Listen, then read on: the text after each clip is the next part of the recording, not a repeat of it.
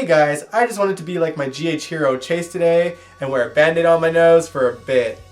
Just kidding, actually my dog bit my nose, so I gotta do the show like this. It's not humiliating at all. With that said, welcome to General Hospital Envy, my GH after show. Let's get into it. We might as well start with Chase and Brooklyn. Brooklyn is in jail looking like she didn't just have champagne poured all over her.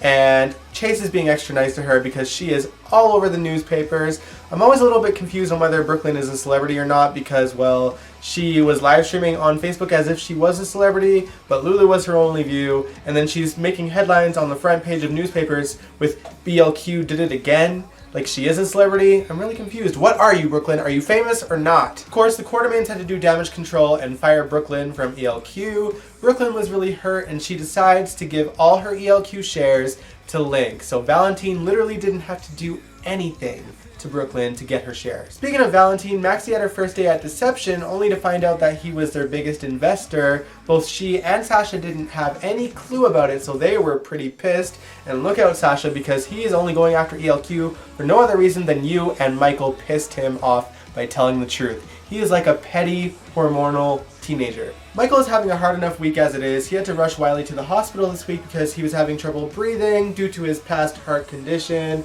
and he might have to have surgery. Unfortunately, it's an elective one, and that means both parents need to sign off on it. And guess what? Nelle doesn't want to sign off on it. To be honest, I almost had a little bit of sympathy for Nelle because it almost seemed like she didn't want him to have surgery due to the fact that she had a surgery that she did not need to get her kidney removed. But then I remembered, oh yeah, it's Nelle. She doesn't have a carrying bone in her body. Carly actually confronted Nelle on the rooftop of the hospital and almost convinced her to sign the papers, if only to give her brownie points for her day in court. But then Nelle was like, no wait, that means you'll win, Carly. Wiley's health be damned. And so Carly locked her on the rooftop. Kind of a weird spot for a lock, not gonna lie, because, you know, people land on the hospital roofs and try to break into it all the time, I guess.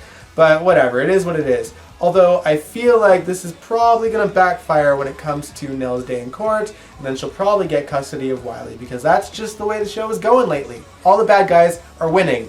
All the time. Now before any of this went down, Nina actually hired Nelle as her assistant at Crimson Magazine because Nelle desperately needed a job, as if Valentine didn't just pay her a crap ton of money for her ELQ shares, but whatever. Anyway, Nina's goal is to just keep an eye on Nelle and then screw her over when it comes to the custody battle because she can officially speak to her character. And she knows that Nelle is vindictive and crazy, and who better to take down a crazy person than a former crazy person, but with growth. Good luck to you, Nina. On to the mob madness. Now, Sonny and Jason got wind of the fact that drugs are being moved into their territory, but not before Jason got wind of the ugly moss bowl that's sitting on Sonny's kitchen table. Hilarious! They realized that Cyrus must have a connection in the PCPD, and it didn't take them very long to realize that it was most likely Jordan who was doing it, and they even figured out that Harmony might be working for Cyrus as well. Harmony went over to Jordan's house to give her more assignments from Cyrus. Jordan's starting to realize that he is not going to let TJ go until he gets himself out of prison. Now during all of this, Curtis actually found out from Sam that she gave Jordan TJ's coordinates, and Curtis had no idea about any of this, so he goes back to confront her, and that's when Sonny and Jason storm in as well and say, Cyrus has TJ, doesn't he? Now that the truth is finally out, Curtis and Jordan and Sonny and Jason can put their heads together to figure the Cyrus situation out.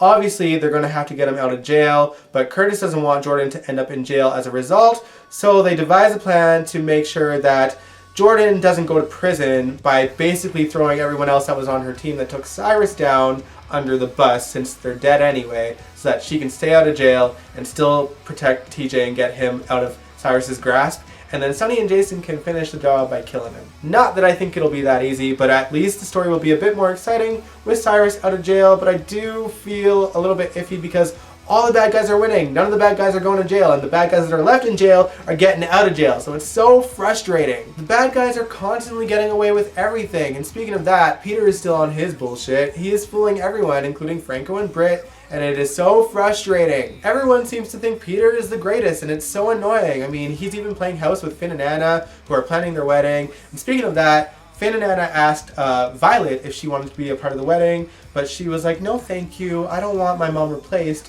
and they assured her that obviously they're not going to replace Hayden. Why don't we just bring Hayden back? That would be very helpful. Alright, let's set aside Peter and Fan and Anna and all that nonsense, and let's talk about Britt Westbourne. I'm actually super stoked that she's back working in General Hospital again. She had some good headbutting scenes with Elizabeth, and Felix was actually dusted out of the closet and pushed out to have a scene to say that the britch is back. Classic line by Felix. And she even got to confront Nicholas with a big old slap for Spencer. I loved that. Britt looked so terrifying going up to Nicholas. You knew it was coming. It was so good. Britt actually seems to be sticking around for longer than I thought, because I know that the actress is doing primetime right now as well, but with ABC, so I guess it works in her favor. But yeah, she seems to also be continuing her sexual relationship with Julian, and she seems to have some kind of connection with Neil.